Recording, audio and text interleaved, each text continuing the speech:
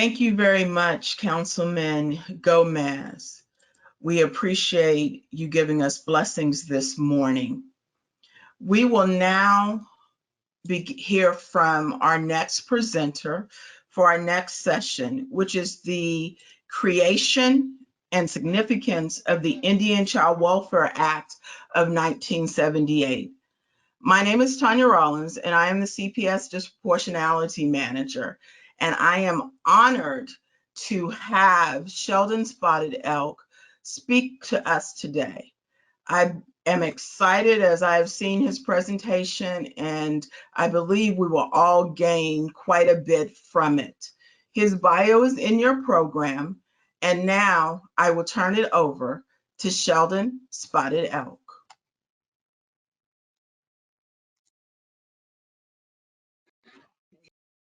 Thank you, Tanya. I appreciate that. And thank you to Councilman Gomez. That's a beautiful prayer. I think the things that jumped out of that prayer to me is talking about relationships. And I think there is a healing aspect. I know there's a healing aspect of relationships, and that is unfortunate that we're not able to meet in person because there is a relationship aspect to this work and getting better outcomes for families and children that we, as sometimes the professionals, the lawyers, the social workers, the judges that participate in these cases, the relationships that we build with one another end up having impacts. I know they do. I've been a part of that. At one point, I represented children and briefly represented parents in the process and child welfare process. And so that's kind of a little bit of my background. I am Northern Cheyenne, and you could read more about my background, but we're the tribe, Northern Cheyenne, we're based out of Montana. We're the tribe that killed Custer. That's our great gift to humanity. You could pat me on the back and buy me a cup of coffee next time you see me for that one. So I'm going to talk to you a little bit and hopefully set the table to talk more about the substantive area of ICWA. I am going to talk a little bit about Indian law and the constitutionality of ICWA. Of course, Brackeen comes out of Texas, federal courts in Texas, and so we'll talk a little bit about that. But I want you also to be engaged. I know there's a chat box here, and I think we could use this chat box. So when you can, use the chat box. But I also want to do a quiz with you. So I have a 4-question quiz. And so get a pen and get a paper out or keep track of it. And do it if you get 100% on this quiz. I'll put my email address. My email address is at the end of this presentation. You could send me an email if you get 100%, and I'll send you like a coffee card or something like that to Starbucks or something like that. And so if you get 100% on this quiz, I'll give you something. I wish I was there in person, but what we'll do is I'll just kind of read through these if that's okay. I'll read through some of the questions here, and then you get to pick which one is it, A, B, or C, or D. We'll just go through these quiz. There is a chat function there, so if you feel bold enough to want to put your answer in the chat, you can put your answer into the chat as well. So I'll read the question. And so if you're listening in listening mode and not really watching, keep track of your score here on this 4-question quiz. Question number 1. The Holocaust of World War II was not only one of the most tragic events in the 20th century, but of modern history in general. Close to 6 million Jews, nearly 2/3 of all European Jews, and many other people perished. By comparison, approximately how many Indians in the Americas died within a century of Christopher Columbus's arrival? And so we're talking about 1492 to 1592. And so what in that period of time, that's pre-Pilgrims that land on Plymouth Rock, but within that 100-year span, how many American Indians perished within that time? And so we have A. And like I said, if you can, you could enter it into the chat if you feel bold enough. So we have A, nearly 5 million, roughly half the existing population. I'm getting a comment here. Half the existing population. At 5 million, nearly 10 million, roughly half the existing population. C, nearly 10 million, roughly 95% of the existing population, or nearly 100 million, roughly 95% of the existing population. What do you think about that? Record your answer. Think about it for a second. We'll go to the answer right now. I'll give you a couple more. Oh, we have people posting in the question box. Perfect. Actually, I don't even have access. I don't think I can even see the question box. I don't even know what the answers are that are coming in. At least I can't see it right now. Great. I'm glad people are responding. So the answer is, we'll give you 5 more seconds. I'll tell you, this number used to be controversial. There's a place pretty close to Texas, Clovis, New Mexico. They found an arrowhead there, and they dated that arrowhead at 13,000 years old. And so they're kind of basing population estimates around that 13,000 years of people being on the North American continent, human beings being on North American continent. But this is now it's super controversial. It was controversial, but now it's not at all. There's been humans here on the North American continent, indigenous peoples on the North American continent for over 100,000 years. So we had nearly 100 million indigenous peoples. That's roughly 95% of the population that perished. And this marks one of the biggest numbers of destruction in history, one of the largest acts of genocide in the history of the world. So thinking about that and thinking about the context of the work that we do with families and tribes. Thank you for the 3 tribes that are the hosts of this, and the co-hosts of this is Alabama Coshada, Kickapoo tribe, and Isleta del Sur. Appreciate the hosting it on your lands. And that's something for us, it's a sobering thought for us to think about. Question number 2, we're talking about disproportionality data here. When we talk about disproportionality, what is the disproportionality rate, national disproportionality rate of American Indians in foster care? So, and we're measuring the under 18 population of all American Indians in the country versus the population of American Indians within the foster care system. And so there's a ratio aspect of it. And so are we talking about, 1 would be no disproportionality. The rate of 1 would be exactly the same, no disproportionality. B is a 16 disproportionate rate times 16. Is it times 2.66 disproportionate or times 3.18 disproportionate?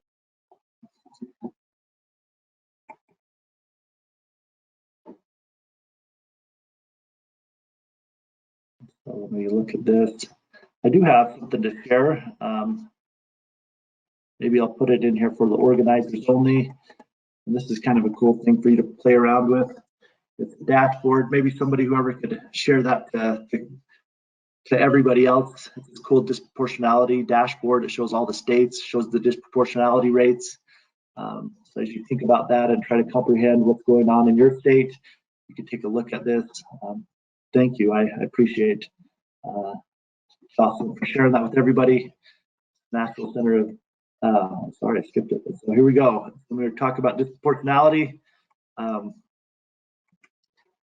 national rate is 2.66. That serves as the highest disproportionality rate of all ethnicities that AFGARS track. And so this comes from the AFGARS, which is the federal reporting data story of every child in foster care. I think it's interesting, there's a similar infection rate of COVID within American Indian communities as there is children in foster care. Child welfare has also been called a public health crisis.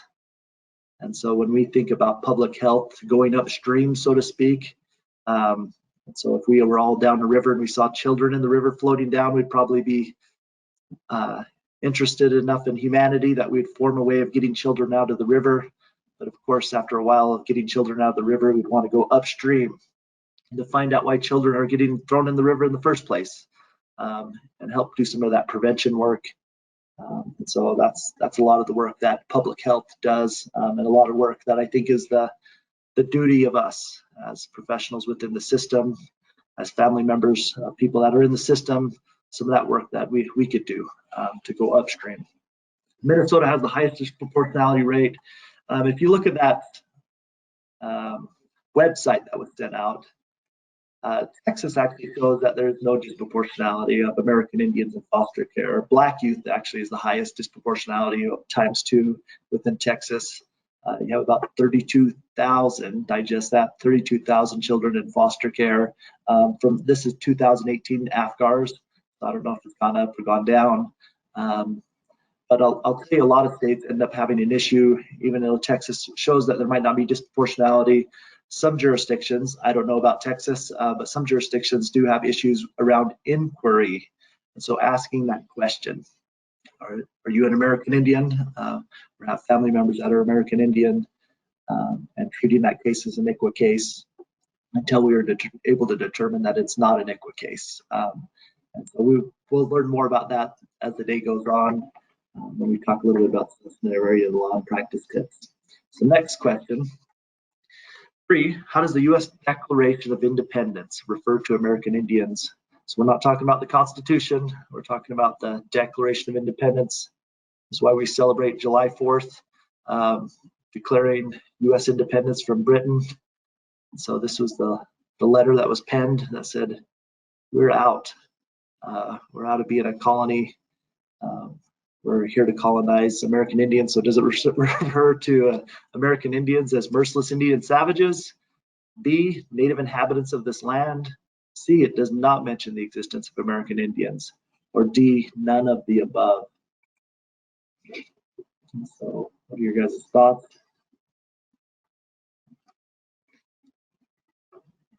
I know the Sheldon, in the answer box, we're getting lots of A's, a lot of C's. I see a D in there. Great, thank you. Sorry that you can't see that. I've seen a couple B's. Looks like mostly C's and A's from my view. All right, we have a lot of C's and a lot of A's. Thank you, I appreciate that. Thanks for sharing. And so the answer is, go to the answer, that's helpful. The answer is merciless Indian savages. So those that selected A, congratulations, awesome. One time I did this presentation and I had an audience member hawk me down for the whole time that I was at the conference. I had a couple of other meetings and he waited for me after all this to say, hey, that was really unfair the way that you said the Declaration of Independence referred to Indians as merciless Indian savages. So here's the full quote, just so you can see the whole context of it. More specifically, the merciless Indian savages, whose known rule of warfare is an undistinguished destruction of all ages, sexes, and conditions. You can see some of the other founding fathers had less than favorable views of American Indians. George Washington, beasts of prey, ignorant savages. John Adams, of course, there's this tie to civilization and Christianity. And you could kind of read these. I'm going to take a cup of coffee here so I can speak a little bit better. So you can look at some of the founding fathers and some of the racism that existed early on and continues to persist within our country when it comes to people of color. American Indians, of course, the two big sins of America, the taking of Indian land and slavery. These aren't my ideas. This is Martin Luther King Jr. We just celebrated his birthday, and he said that was important for us to recognize that. I think that is important, and we'll talk a little bit more about truth and reconciliation and how that's important to this work that you and I are engaged in. All right, last question, and then we're going to do some presentation. Hopefully, we'll get to the presentation, and hopefully, we'll have a good conversation. And so, when we talk about all the major racial and ethnic groups, which one lives in the most residentially segregated environment? Is it A, African Americans, B, Hispanic Americans, C, Asian Americans, D, Native Americans, or E, none of the above? I think was that Jocelyn that was reading the answers as they were coming in? Yes, sir. We have a lot of D's, a couple C's, a couple A's, one B so far. I have not seen any E's, I don't believe. Lots and lots of D's. Lots of D's. I'll give you a couple more seconds. Appreciate you guys. This is awesome that you guys are participating in this. Like I said, if you get 100% on this, drop me an email. So it's, we're on the honor system here. So if you get 100%, you get to send me an email and I'll send you something. All right, we'll go to the answer. This one was a trick question, I'm sorry. So it's none of the above. Actually, white Americans are the most residentially segregated group. New York Times actually just recently did a map on this. So you could cover over the whole United States or even zoom down into your community, and you could see what predominant racial group lives in your surrounding area, you know, and you could see that there's a lot of residentially segregated white communities in there. When we talk about American Indians that live on reservations, and so if that was your thought, it's like, oh, American Indians live on reservations. Only 1 out of 3 of us live on our reservation. Of course, I grew up in Indian country all my life. Most of the time not on my own personal reservation of Northern Cheyenne in Lame Deer, Montana, on the Navajo reservation, and then Cherokee country in Oklahoma. But currently I live off reservation in Denver, Colorado. And so that means I'm in state jurisdiction. That means if my children went into foster care, that it would be an ICWA case within state jurisdiction. And so that's something for us to think about, be thoughtful of. And so I'm gonna jump out of this, stop share screen.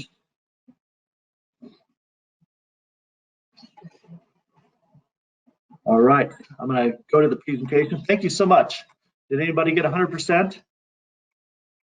They did. I'm gonna put my email. I recognize that my email address is not. So I'll give you permission to send that out if you can.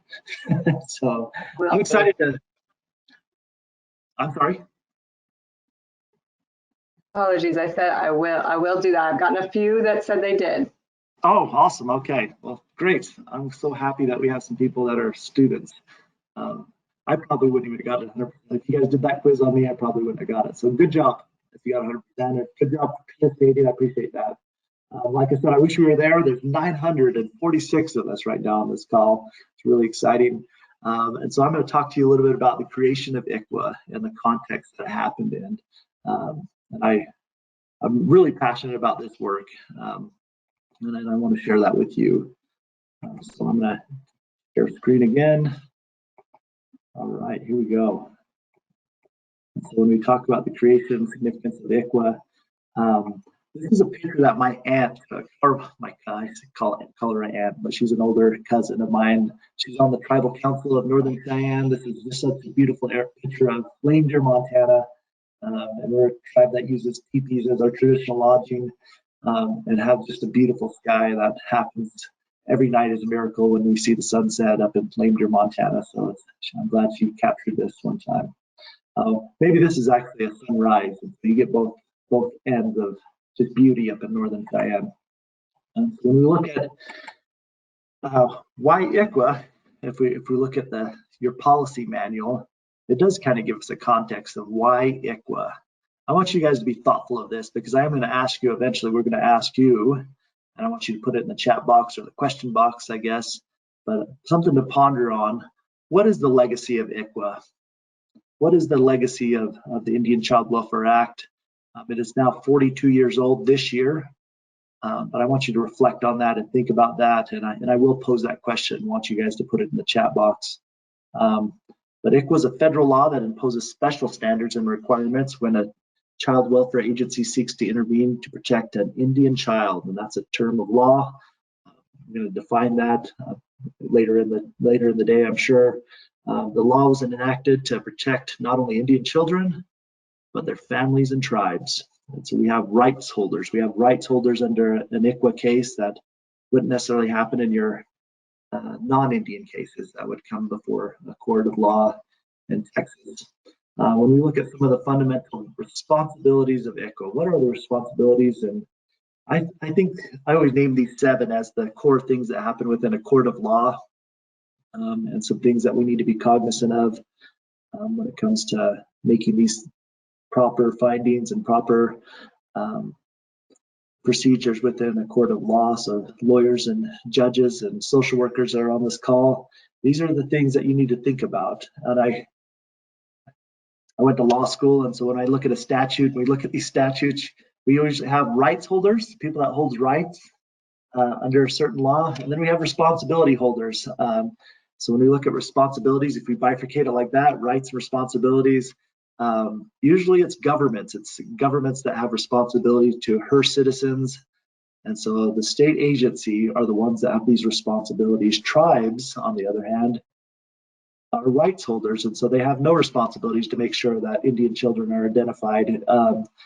Definitely, if tribes want to make sure that they streamline and effectuate the rights on the highest level, definitely they could set up processes to make sure that they effectuate the rights on the highest possible levels. But the people that are supposed to get it right are the state's courts, the state agencies, the people that are intervening in families. And we should get it right. We're intervening in families that could cause significant harm, generational harm. We don't know what the length of type of harm that family dismantling sometimes happens, and trauma happens that within in families and communities, and so sometimes we don't have a full grasp of that. So when we look at, sorry, I'm trying to see if there's any. All right. So here's the 7 things that happen. The identification of that inquiry aspect we talked about earlier about identifying Indian children, proper exercise of jurisdiction. So we got to make sure we have a jurisdiction. Of course, that's the #1 thing in your petition, to make sure that the court has jurisdiction to make some rulings and adjudicate the case that they have a forum. So jurisdiction is always important. Proper notice of proceedings, standard due process stuff, but we have a different person that has standing, different entity that has standing in an ICWA case. Tribes have standing in ICWA cases, and so you think of that like that they're party participants, kind of gives you a different context of how that process and notice requirement applies. And so it's really important that we find the party participant to this case, and we send them notice, proper notice. Active efforts. Of course, most of the state cases and the federal requirement is reasonable efforts. ICWA case heightens that. We also see a heightened standard of review when it comes to evidentiary standards, clear and convincing up to beyond a reasonable doubt. Preponderance up to clear and convincing at removal. The use of QEW, standing for qualified expert witness. And so they're testifying to the safe return, if it's safe, if a child would suffer any physical or emotional harm, returning to the parent or guardian, and giving us the cultural standards of the community. Placement preferences, so ICWA does have a prescribed placement preferences of children when they are removed, and the transfer. If a tribe chooses to intervene and transfer, they have complete ability to do that throughout the whole case, all the way through the case, that they can intervene and make a motion to transfer this to tribal court and for it to be heard in their own tribal courts. Of course, ICWA does not apply to tribal courts. You think about that just for a second, you lawyers there. I know sometimes that's the question, like, what? ICWA doesn't apply to tribes? It's a federal law that applies to state courts. Tribes, of course, make their own laws as sovereign governments and adjudicate those own laws in their courts. So ICWA does not apply. So if you want to do more homework on this, awesome. The Texas Children Commission did some really cool stuff with their bench book. If you just Google Texas ICWA, you're gonna find this. I Googled Texas ICWA and found this. And so if you ever do that, you're gonna find this really helpful bench book. Bench books, of course, are written for judges, but I think they could apply to all of us, actually. So even how to prepare for a disposition hearing under ICWA, you can get all the bells and whistles that you need to prep for an ICWA case in Texas at disposition. And so if you wanted to do it based on hearings, we have a helpful bench book there that would be helpful to everybody on the call.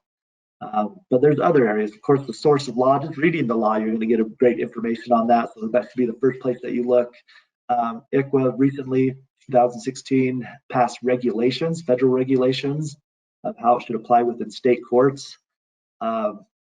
That's part of what Texas and their challenge. They challenged the constitutionality of federal governments giving mandates to state governments and raising the 10th Amendment of the Constitution. Some of those challenges that states have rights that the feds cannot impose upon. We'll talk a little bit more about that. Texas law is an important place to look. Texas court decisions, Court of Appeals decisions that happen within Texas. Tribal state agreements, I believe you guys have some of those, where sometimes they spell out more specific how procedures happen. That's another important place to look. Your policies and procedures with your agency. Guidelines, that was recently promulgated back in 2016 as well. So there's ICWA guidelines to provide us how, just at the very core of how the functioning of the process should go. And so we have some great resources out there that you can look if you just want to, like, wow, thank you, Sheldon, you really wet our beak. I really want to do the deep dive. Here's where you can do the deep dive and find out more information, or if you have a specific information. I know when I go to a CLE or a training, I don't necessarily think back, oh, I did that training 2 years ago. Let me see if I could find Sheldon's PowerPoint. I used to go to the law and then go to these other sources. And so there's some really good sources for you to look if you have a specific case in front of you. Whenever I talk about ICWA, and I think it's important, we should talk a little bit about the first 100 years that Christopher Columbus landed on, not even on America, not even on this Northern American continent. He landed in the Dominican Republic. There's a lot of evidence that suggests that he never even landed on the continental United States. And so when we look at this, there's a history of colonization, there's a history of forced assimilation, and there's a history of genocide.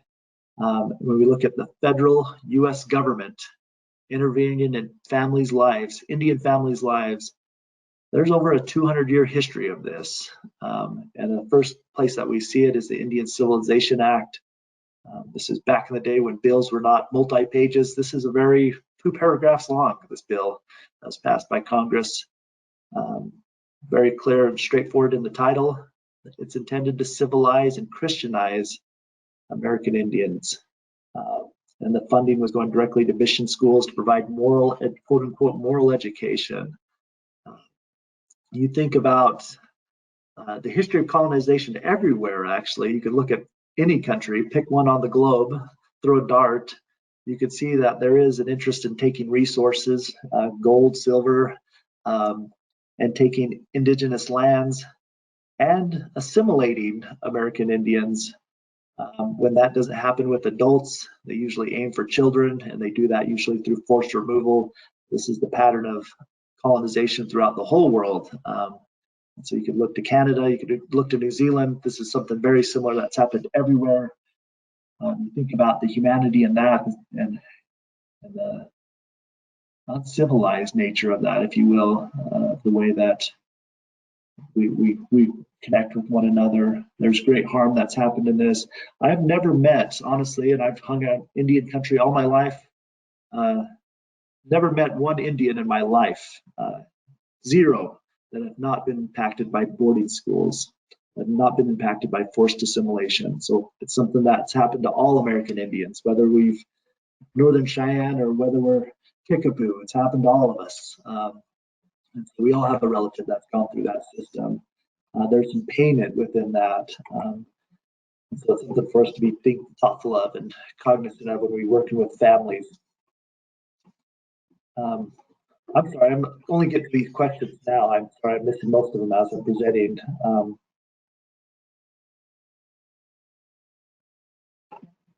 I'm sorry, I'm missing a lot of questions here.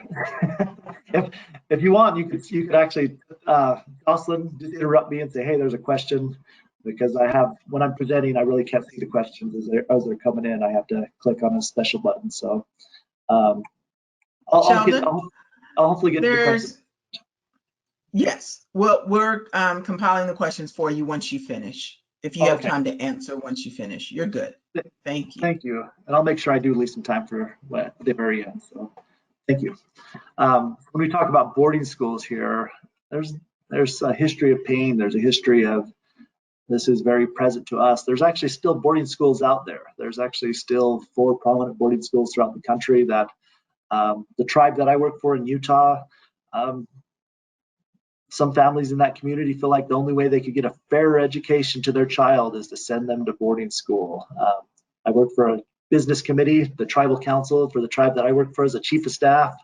There were 6 of them on that business committee. 5 of them went to boarding school because they felt like they could not get a good education in the local school district. There was too much racism there. So 5 out of the 6 elected officials in that community had to go to boarding school in order to get a non-racist education. And you think about the pain in that statement that I just said right there. And so there's a lot of research on this area right now too. Even if you Google American Indian boarding schools, there's a lot of research and history that's being provided right now on the internet. There's great resources. The explicit intent of this architect of this guy named Richard Pratt, he came from an Army background, and he took over Indian boarding schools. And the explicit intent, digest this, is to kill the Indian, save the man. So forced assimilation. The picture on the bottom here is a popular picture that they would use oftentimes is a before and after. And so this poor guy came in and they took a before picture, gave him a haircut, put him in an Army uniform, and gave an after. And they would use this actually as fundraising. So they would use these pictures as propaganda to raise funds for boarding school, saying, hey, it's working. This is working. This experiment is working. We are civilizing. But of course, there's a whole history here, 2 slides. There's a whole history of one of the prominent things. If you ever go see a boarding school, there always is a cemetery connected to it. There's a high rate of mortality that happened at boarding schools. One of the letters written from Richard Pratt to the tribe, the parents of a child that was at Carlisle boarding school in Pennsylvania. He says, your son died quietly without suffering like a man. We have dressed him in his good clothes, and tomorrow we will bury him the way white people do. And so as a Cheyenne person, when I read that, there's so much pain in that to me. There's so many certain rites that we do as Cheyenne people when we prepare the body. We prepare them for their journey to the next life, and for them to be not afforded those burial rites is painful for me to think about. The other thing is these little baby handcuffs. You look at these baby handcuffs over there. These are recently found within the last 10 years. Haskell, which was a historic boarding school, and they've now turned it into a 4-year college in Lawrence, Kansas. They were excavating a site, and as they were digging up an area to make a building, they came across this relic. And it's just really painful and sad to think about. There's another picture, and I probably should have put that one up, but I reflect on this and think about me I have 2 sons that are 15 and 12 years old. If somebody took my kids away from me tomorrow and took them to some faraway boarding school, I would want to see them so bad. Like, I want to see them grow up. I want to see what they're doing, what their interests are. Like, it seems like they change almost on a daily basis, like it seems like they grow on a daily basis, so much is happening in their life. And there's a picture, and it's in South Dakota at one of the boarding schools in South Dakota. And you see people that are camped outside of the fence, the military fence that lines this boarding school. You see moms and dads out there camping outside the gates just to take a glimpse at their child when they are outside, and I think maybe that would be me, I'd travel that far just to take a look at them. So that's painful for me, and I actually get emotional just thinking about that. There is this history here impacted all American Indians that live now. I'm skipping over a lot of things in this history here, just in the interest of time. But by the time we roll up to, there was actually an act where the Indian Adoption Project is what it was called in the 50s. Again, federal dollars giving to the Child Welfare League of America. And the very explicit intent was to get Native children into white homes. There's a lot of religious organizations that did this very thing as well without federal dollars. And so taking American Indians, coming into communities, moving children and taking them to white homes. And so by the time we're doing the investigation to form ICWA, and they're having congressional hearings, it's predominantly the work of Indian women that passed ICWA. So it's moms, it's aunties, it's grandmas that are saying, you've taken our children. They storm Washington and they demand hearings, and they've had congressional hearings. And so some of the research that came out of that time, we look at about 1 out of 3 American Indians, 1 out of 3, that's the first chart here, were out of home placed children.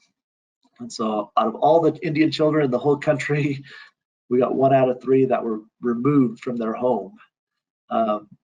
When we look at the out of home placement and where they were placed, the placement preferences, if you will, 90% of them were placed with non-Indians. And so we have this high level of American Indians removed and placed with white families, predominantly white families, and the destruction of culture, the destruction of safety, the destruction of all those good things that promote resiliency. We see it alive and well with the ICWA. About the time they do the congressional hearings, I actually spoke with Bert Hirsch, and I'm going to tell you a little bit about him just in a second, but he's the one that did this research right here. He's a lawyer based out of New York City. He did all the research to find this, and he was telling me there's a couple of communities that had 0 children in their community, 0 tribal children in their tribal communities. And you think about that, no bikes being ridden, no laughter, no kids in your community. That's a sad thought. It actually makes me happy as they just recently started sending kids back to elementary school here in Denver. And so I see little kids walk by my house every day. It makes me happy to see them, like, oh, here comes the little kids. So just seeing that brightens my day, and so you think about a society where you don't see any little children, you don't hear laughter, you don't see them at the park or anything. It's a sad thought. And there was a few tribal communities that had that, and that existed. I do want to ask you that question now, and maybe as some of the questions come in, what is the legacy of ICWA? And so you as child welfare professionals, you as Native people that are on this call, you as judges, when you think about American Indians, and you think about ICWA, what is the legacy of the Indian Child Welfare Act? And so if you could put them in the Q&A box, I don't have access to it. So maybe Jocelyn or Tanya, you could read some of the responses. Just it gives me a chance to wet my whistle too. So just some of your thoughts on this. Yes, Sheldon, go ahead. We have some questions. We haven't gotten any answers to. I think people may be thinking on this very deep question that you've posed. One answer is dealing with systemic racism and bias. Crucial to protecting Indian children and Indian sovereignty. Preserving culture. Legacy is to restore the families for future generations, even though the past trauma exists.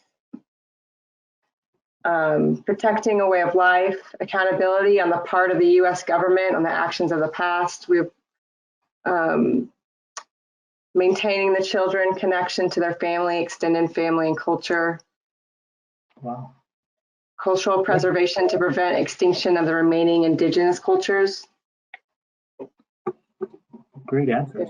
This is awesome. Was there one more? Maybe read one more. Actually, quite a few coming in. I'll give you one more.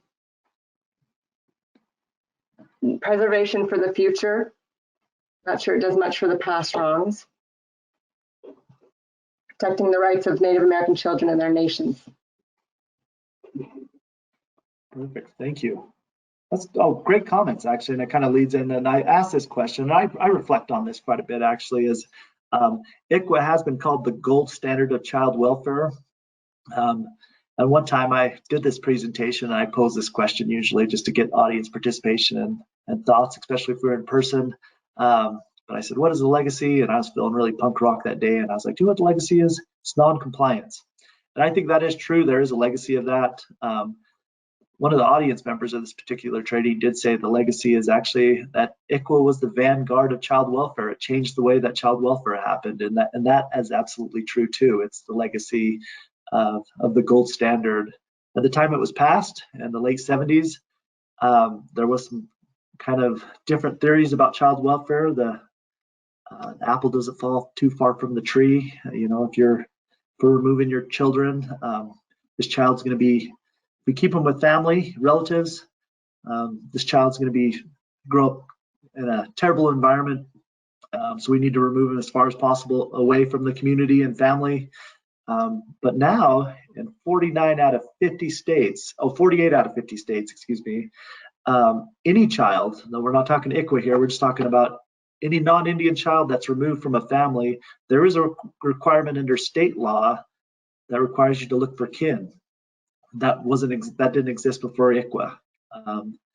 And now fictive kin, almost half the states have a fictive kin provision within their state law that we can look to fictive kin for placement preferences. So teachers or Boy Scout leaders or baseball coaches or all those fictive kins that are in our community, they could be placement preferences under the law as well. So the child's tribe, if you will, when we look at ICWA, I believe ICWA has influenced that. And we talk about that legacy.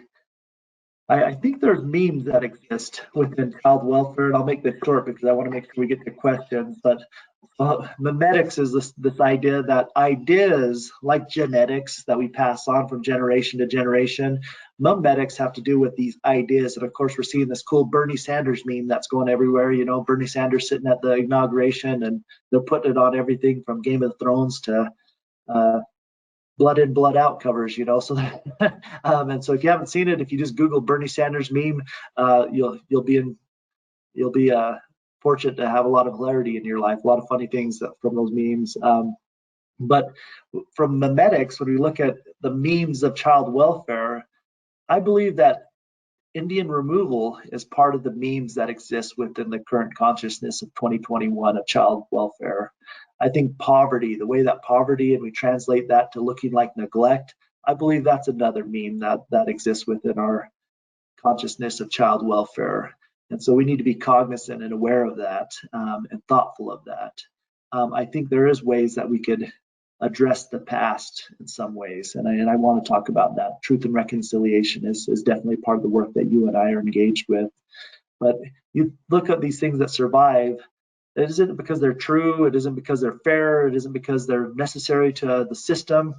They survive because they're good at surviving. And so sometimes bias, sometimes racial prejudice exists.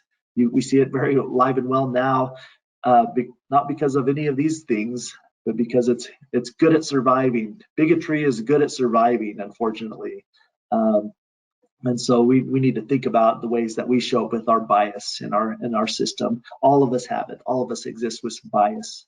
And so it's something that we need to be thoughtful of, the way that we engage with humanity. And so this is one time I went to lunch with Bert Hirsch, and so there's 3 lawyers that put pen to paper and wrote ICWA. And so Bert Hirsch, the guy on the right, is one of those lawyers. He did the research on it. And so Jack Trope is the other guy that's in this picture here with me, and we went to Manhattan. This is across the street from NYU Law School. We went to lunch, and it's one of those lunches that turned into dinner. So we just sat around for 5 hours talking about ICWA, talking about some of the work that he did. Fascinating guy, told great stories. One of the things he told me, though, was after all, ICWA is just, he has a poetic way of dropping the F word in just casual conversation. So I envy that of him. So he says, after all, ICWA is just bleeping words on a paper. It's just black words on a paper. It takes people working together for it to reach its highest aspirations.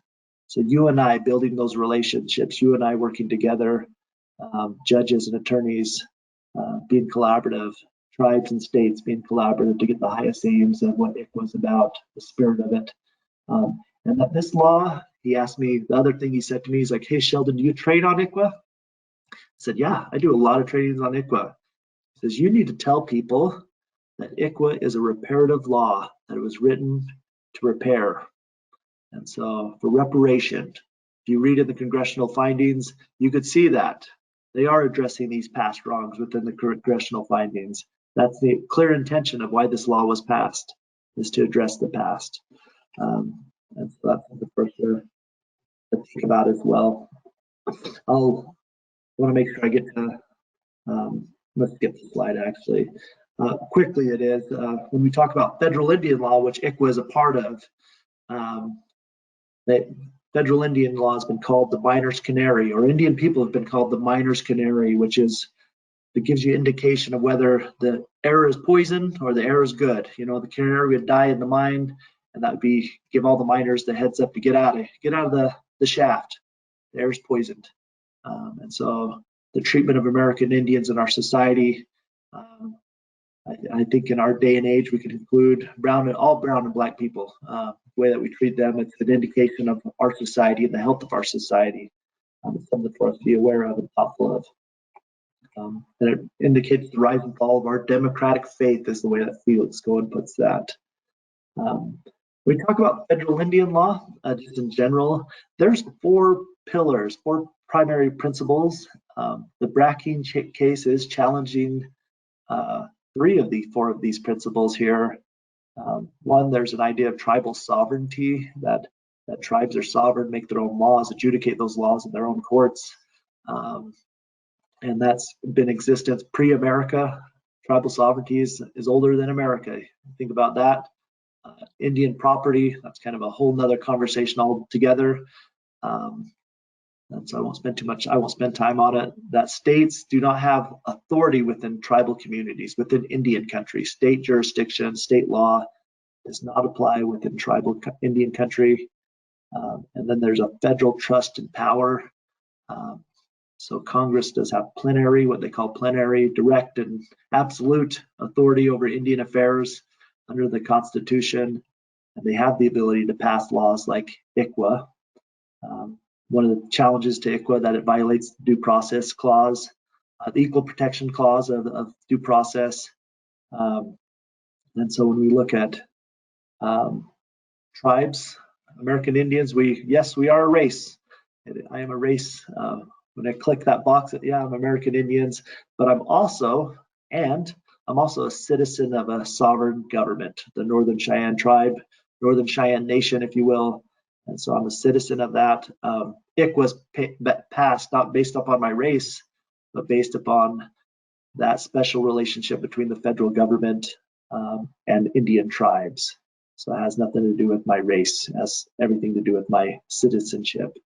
And there's a lot of case law for you constitutional scholars out there. There's a lot of case law on this. Morton v. Mancarry is one of the primary cases if you're keeping notes on this.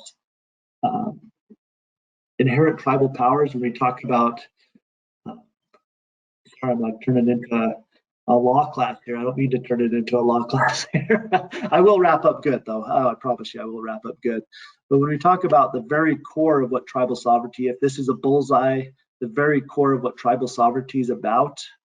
But tribes are similar to states, but some of the sovereignty that other state governments have been limited, are limited in some ways. And so unlike tribes don't have the power to make war. Can't engage into declaring war, engage in foreign relations. Northern Cheyenne can engage in with foreign relation with Canada, for example. That's been impaired per federal Indian law, or print or issue currency. So there's things that have been, if this is an onion, there's some things that have been peeled away off the top of the onion.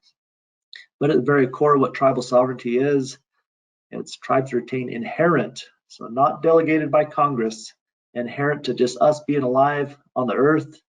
And there are tribes that have been extinct, but just Northern Cheyenne's right of being here on the earth, Kickapoo's right, Isleta del Sur's right, Alabama Coshada's right, per federal Indian law, retain inherent powers to determine tribal membership, who's them and who's us, regulate domestic relations, including child welfare and child safety, and prescribe rules of inheritance.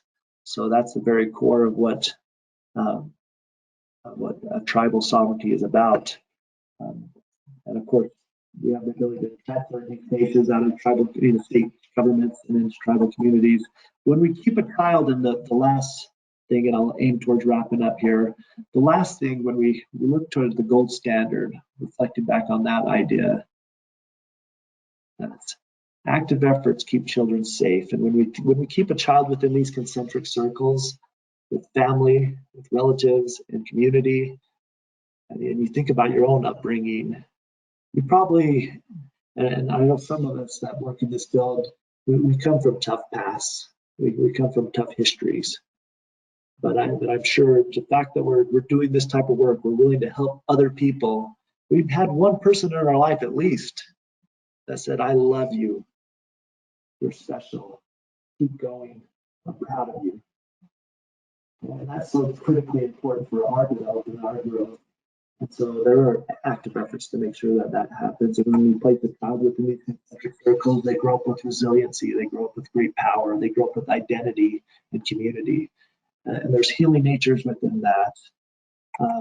The last thing I think I'm not there in person. So this is the last thing I want to say to you. Because even if there's 900 of us in person, I would make you guys all echo back to me, I'm an agent of change. And so good thing I'm not there and you don't have to yell it back at me. But I believe this is what's requisite for us to have impact on the child welfare system. For us as lawyers, us as social workers, us as judges, to be agents of change. And what does that mean exactly? It doesn't mean saving kids necessarily. And I'll tell you this cool story. When I was working as a guardian ad litem for the Ute Indian tribe, I had a case in their tribal court. And I thought mistakenly that if you work really hard on these cases, that you get better outcomes. So I was burning the candle at both ends. I was working super hard. I was fresh out of law school, just working all the time. And it had impacts on my health, had impacts on my mental health, my physical health.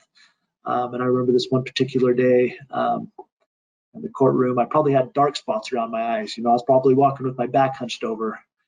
And there was a grandpa in the back. His grandson was the subject of the case. And after the hearing, he comes up and he says, hey, are you going to lunch? I said, yeah, I'm going to lunch. He's like, I want to buy you a sandwich. Meet me at this place. It was a spring day. I remember it so vividly. We went out to eat outside, had lunches, had sandwiches. And he told me this story. He says, I need to tell you this story. There's medicine in the story. And with his permission, I've shared the story in a few places because of the healing nature of the story, the way that it shifted my paradigm and the way that I engage with children and families.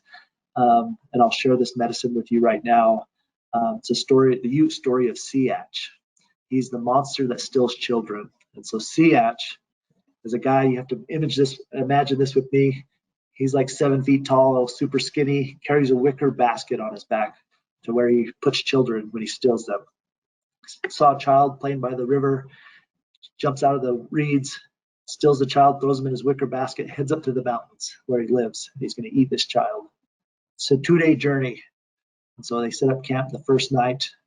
On that first night, the little boy in the basket is crying all night long. Horned toad, the guy pictured in this picture right here, he wiggles his head into that basket and he says, hey, nephew, why are you crying? And the little boy through his tears says, I've been taken. I'm never going to see my family again, never going to eat my grandmother's cooking, never going to play with my cousins, never going to sing at the bear dance, never going to hear my beautiful language spoken. And Horned Toad cried with them. And he says, hey, I have an idea for you. In the morning when Siach, when this monster comes checks on you, I want you to use me. And the boy says, he reaches down in the dark and he fills the little Horned Toad's head. He says, you feel like an arrowhead. And of course, Horned Toad's heads look like arrowheads. He says, yeah, that's right. I want you to use me. So in the morning, Siach comes and checks on the little boy.